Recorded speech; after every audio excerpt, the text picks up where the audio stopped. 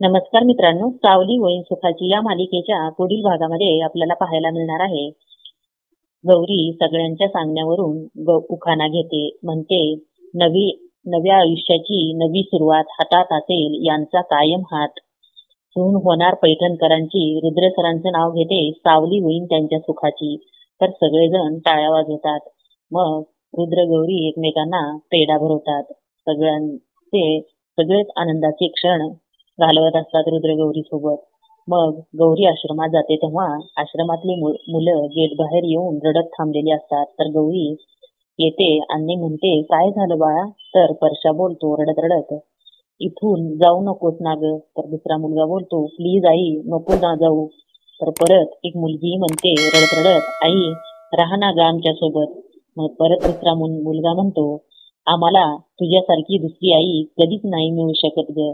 तर गौरीही रडायला लागते. तिलाही खूप वाईट वाटतं. म्हणून मग ती लग्नाला नकार देते. तेव्हा हे सगळं चंद्री ऐकते आणि रेवतीला फोन करून सांगते.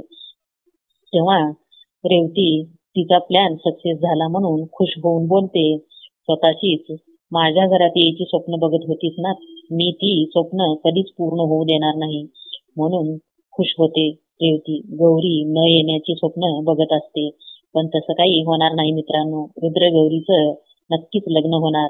व्हिडिओ बघितल्याबद्दल धन्यवाद.